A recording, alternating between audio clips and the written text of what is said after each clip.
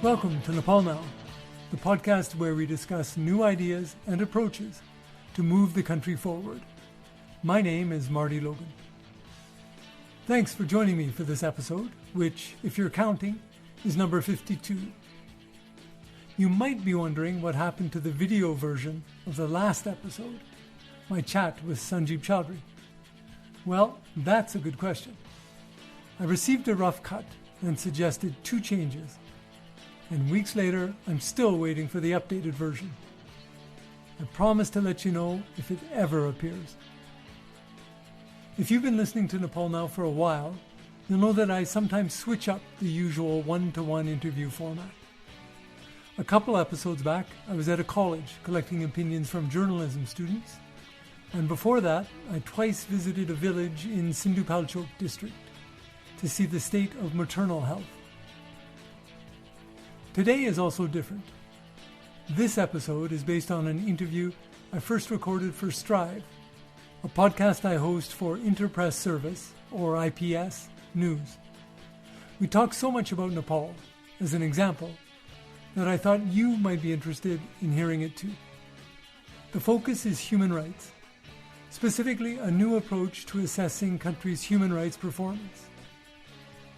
I've been reporting about human rights for many years, and I know that more often than not, governments will respond to articles about serious violations, including killings, by saying that it didn't happen that way, or even if it did, it was a one-time incident that doesn't represent a pattern.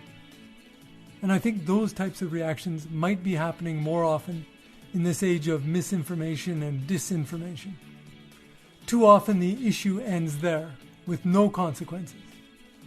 The great thing about today's topic, the Human Rights Measurement Initiative's Rights Tracker, is that it quantifies governments' performances based on objective data in some cases and on in-depth interviews in others.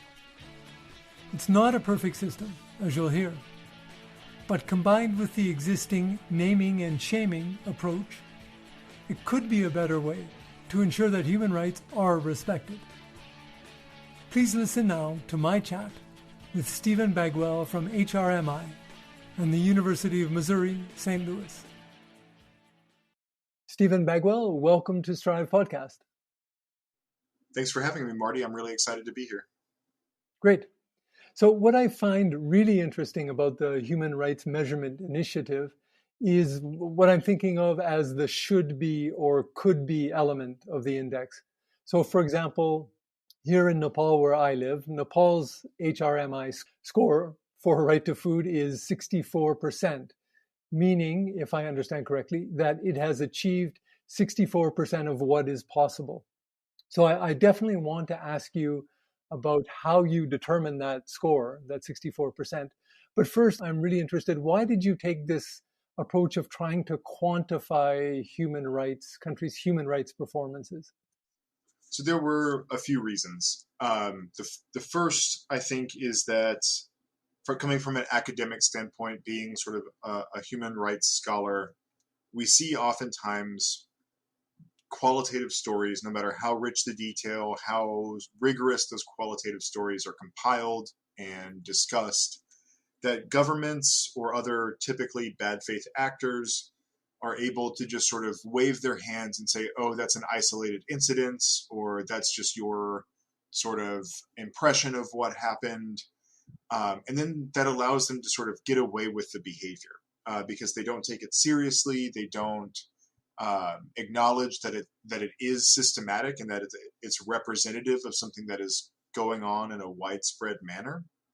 And so we don't quantify human rights because we don't think the qualitative stories are important. And we're not trying to sort of put a score on the amount of pain and suffering or maldevelopment that societies have. But what we do think is that in tandem with some of those narratives, if you're able to back those narratives up with data, it makes it much more difficult for governments or other actors to sort of say, no, that's not happening, or really argue with what you're trying to say. The second reason, and one of the Human Rights Measurement Initiative's co-founders, has a really good TED talk on this concept, is that what gets measured gets improved. If you look around the world, right now, I think a hot button issue, most of the world, is inflation, and GDP growth are always up there too. But if you asked many policymakers or many people in sort of the public sphere, whether they're pundits on news shows or just people that you're having everyday conversations with, what is GDP growth or what causes inflation? I don't think most people would be able to give you a great answer, but they want to talk about it because they know it's important for some reason. People just sort of take it for granted. It's just a part of everyday conversation. And we kind of thought, wow, what if we start measuring human rights and we can just make it a default part of the conversation? What if we can get human rights scores to be talked about in the same way that GDP or inflation or democratization or something else like that were talked about? How much of an impact would that have in how governments were reacting to stories about human rights, how effective advocates could be, and just generally sort of an idea that what you measure is what you focus on, and what you focus on tends to improve over time. So this is, we're not an advocacy organization, but in this sort of sense, I don't think most people get into human rights because they want to see human rights decline over time. This is sort of our way of hoping to start some positive trends. That makes a lot of sense. And as a journalist myself, I mean, I relate completely to the first part of your answer, which is this idea of, making a qualitative report of some human rights violation, which can be, this horrible incident that as a journalist, you hope grabs the attention of the audience of your report. So I understand why that can be a one-off, and governments can often just say, well, it didn't happen that way, and dismiss it that way. And there often doesn't seem to be an adequate follow-up to that response. So I'm wondering, I know this is quite new, but are you getting a sense yet of how governments are responding to this more quantitative attempt to measure how they're dealing with human rights? Sure. So some governments more than others. But there are always sort of entrepreneurs that adopt new things and start focusing on them, and then they become more accepted over time. And we're hoping that's the trend that we're going to be seeing here as well. So we've done a project with the Human Rights Commission in New Zealand that was mentioned in sort of several different policy reports, even at sort of the prime minister level. So clearly sort of quantitative indicators there making some of a difference, or at least being talked about so that they could potentially make a difference.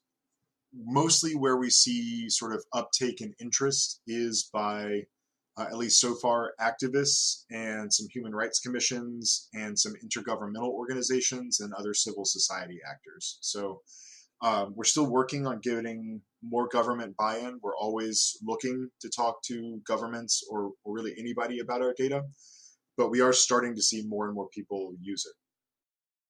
Okay, that's interesting, because I was also going to ask you about human rights defenders or activists and how they have responded to it, but it sounds positive. I guess one negative that I could think of, if I'm playing devil's advocate, is that governments could start to see this index as a bureaucratic kind of tool that is just one of a million ways of measuring the work they're doing. Because human rights often, as you know, can be a very urgent matter, right? Where we need to deal with things very quickly. It can be, not always, but they can be life and death incidents. But if you have some so-called pencil pusher who's just shunting off the human rights work till next week when he or she feels like doing it, then it loses that urgency. Sure. I mean, I could certainly see that. And I think that is one of the reasons I think we're always very careful to say that, this sort of hybrid or complementary approach is really important. The way we generate scores, we generate them by country, by year.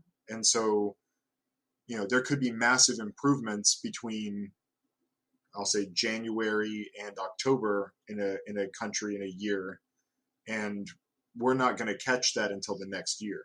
The country's score stays the same for the entirety of that calendar year until we are able to collect and release more data.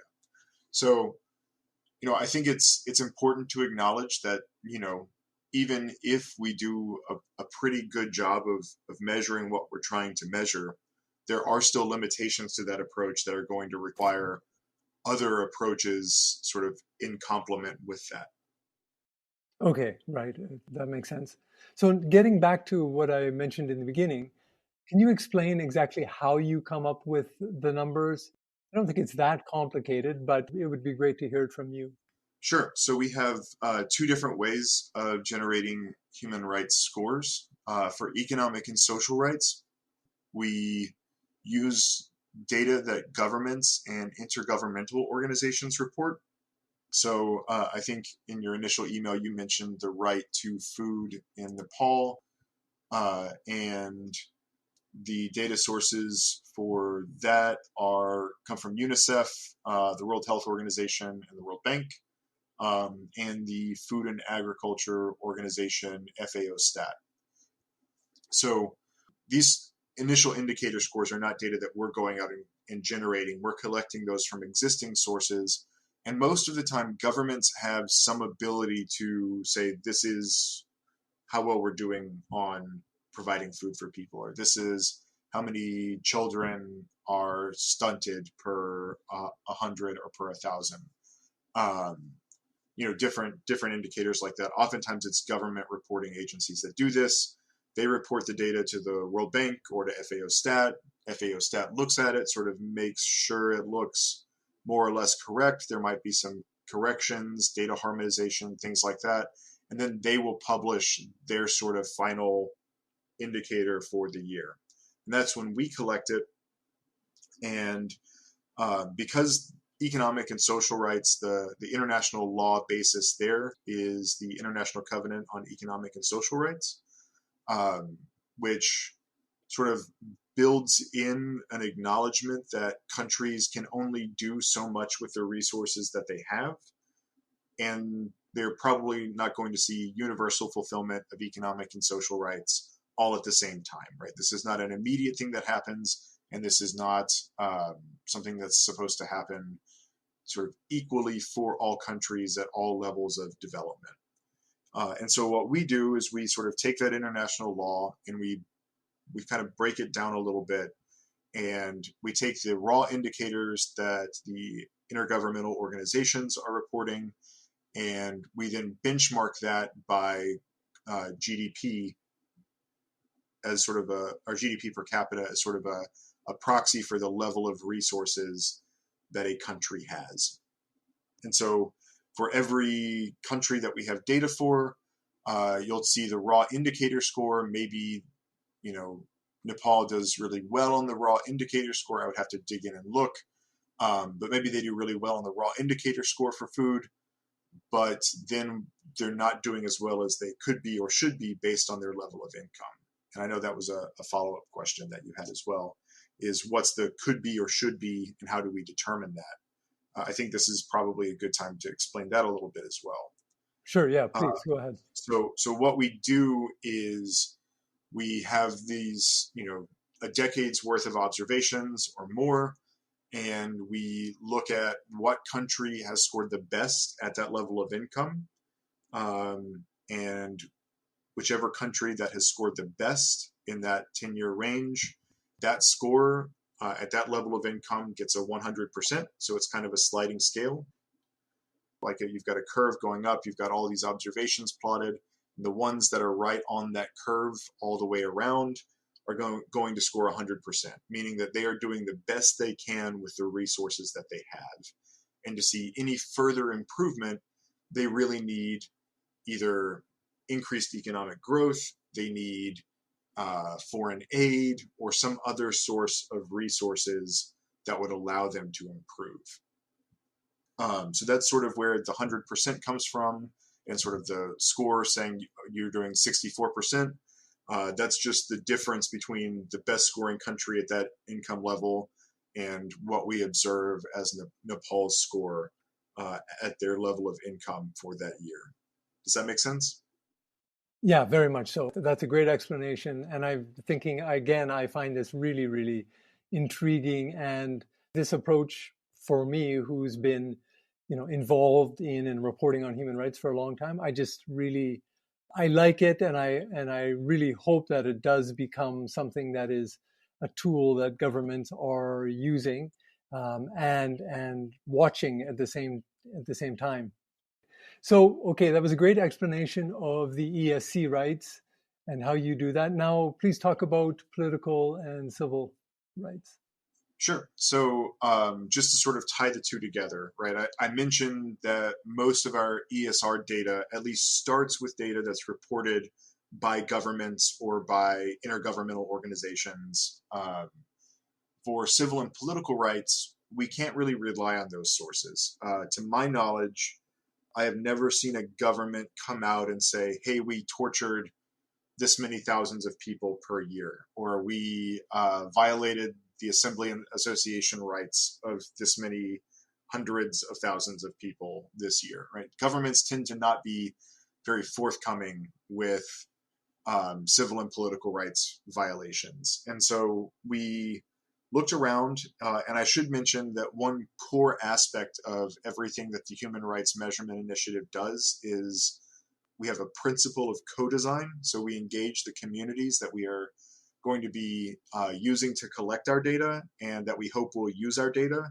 And we have a conversation about what could we do to help you? What are you willing to do to help us? What kind of final product would you find useful? And so there was a co-design workshop with several human rights advocates, and they helped us come up with this is how we should measure our civil and political rights. And the way we did that was we realized that there are probably very few people who are more qualified to talk about civil and political rights in a country than human rights experts that are in that country, whether they are journalists who have reported on human rights issues or human rights defenders or people who work for like Amnesty International. These are the people whose job it is to really know a lot about what is going on in their country from a human rights perspective. And so we decided we would create this expert survey. And I'm happy to go into a lot of detail about that and why it's different than like a public opinion survey. But for now, I'll just say that what the expert survey does is allow us to create scores for civil and political rights that we are also able to be honest about our level of uncertainty. So where human rights experts might disagree, you might see a little bit more uncertainty with that score, and really get into some of these details about civil and political rights. Okay, great. Let me jump back to the ESC rights. For example, again, here in Nepal, just because I'm here and it's the country I know best. During COVID, I focused a lot on, or I was thinking a lot about the right to health. Nepal has very strong guarantees of right to health, including in its constitution. However, on the ground, there wasn't a lot of evidence that the right to health was being provided, respected, etc. And there are lots of reasons for that. And obviously, Nepal wasn't the only country having a problem doing that, providing healthcare for everyone. But using the approach that you're using for ESC rights, would that be captured, or would it also be useful to again be using some sort of confidential survey that would give you feedback about the actual situation on the ground? What I'm asking is, would there be a good reason to again be getting those confidential reports in some circumstances, at least for ESC rights? I would love it if we also had a survey for ESC rights. One thing we do have is we have some qualitative data for economic and social rights from our survey. And so when you're talking about sort of the people at risk, as part of our survey that is mostly focused on civil and political rights, we will ask people are there certain groups that are at risk of having their economic and social rights violated? If so, which groups and which rights? And can you tell us more about that in open-ended qualitative responses? In terms of whether or not we would be able to include sort of actual measures like we do for the civil and political rights from an economic and social rights survey, that's something like I said, I would love to see, but our existing survey is already something that takes an hour to an hour and a half to do for many people. And it's quite expensive to run in a variety of countries. That's why we have more data for economic and social rights than we do for civil and political rights. So that's something that would take quite a lot, but it is something that I'm interested in exploring, and maybe as Hermie continues to grow, that might be a direction that we take. Right. Okay. Thank you. Another question jumped into my head when you were speaking. You mentioned that you don't consider yourselves human rights advocates, and I think you meant in the way that Amnesty or Human Rights Watch would be human rights advocates. But most human rights reporting, I think, approaches that work with the end result of calling out governments for violations. What is your approach? What are you trying to do in relation to governments? And I think it's not calling out and shining a harsh spotlight on governments, but you can explain that better than me. Sure. So I think I like some of the terms that you use there. I know Amnesty and Human Rights Watch and others for a long time used tools that would be described as sort of naming and shaming. And I think they've moved towards calling it spotlighting. For us, really, what we're trying to do is really get human rights in the conversation at the same level as GDP. Going back to that, what we're really trying to do is provide governments and advocates an ability to track progress on meeting their obligations under international law. This is something that I think distinguishes what we're doing from, say, the Sustainable Development Goals and from what Amnesty International is doing. Right, the Sustainable Development Goals progress towards these sort of endpoints of development, but they're not legally binding, and many of them overlap quite extensively with obligations that governments have that are legally binding, right? Like I think 180 something countries have signed and ratified the International Covenant on Economic and Social Rights. I might be a little off on that number, but it's in that ballpark. And nobody is talking about how well they're doing, right? Are they meeting their obligations? Are they doing everything that they can with what they have? And so I think it's really important that we track that. Both from the government side, governments should care if they're meeting their legal obligations, and advocates should too. Obviously, advocates do. So I think what we're doing is really trying to provide a starting point and an idea that you can't improve things until you know where you are. Like, how do you know if you've improved if you didn't start by saying, I'm definitely at this point right now, I'd like to get to that point later. And so that's really what we're trying to do is measure progress. We would love it if the positive improvements got highlighted just as much as the negative, the downturns did. That's not typically the way the news cycle works, but if Nepal, the next time we release data, has gone from a score of 64% on the right to food to 80% on the right to food, I think that is something that should absolutely be explored and absolutely be applauded, as clearly Nepal did something to drastically improve their score based on their available resources. And we can do that while still acknowledging countries can do better, right? Like, you're still only scoring 80%. Kudos for improving your score this much. You still have some room to improve. So that's really kind of what I see and what I would like to see, is not so much spotlighting or naming and shaming, but encouraging and accountability, I think, are two values that I would say come from our perspective. Okay. Thank you very much, Stephen. I find the initiative really interesting tool and such a different approach to human rights that it really surprised me when I came across it. I'm sorry it took so long for me to realize it was there, but I'm certainly going to follow it very closely to see what kind of impact it has, because I think, as you said, it could be a tool that governments are more likely to engage with rather than, the current approach. And it may turn out that we need a combination of these two, the so-called naming and shaming approach and your approach.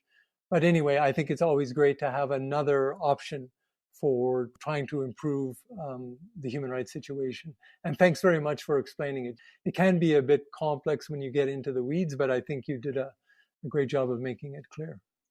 Thank you for saying that, Marty. It's always dangerous to give an academic an open mic and freedom to speak. We tend to go on. So I hope it was informative and useful. I really enjoyed it. I'm happy to talk about the project or any questions you or your listeners might have. If they want to reach out, feel free to give them my information or the website, whatever is useful for them. Okay, I will definitely do that. Thanks again, Stephen. Yeah, really enjoyed it.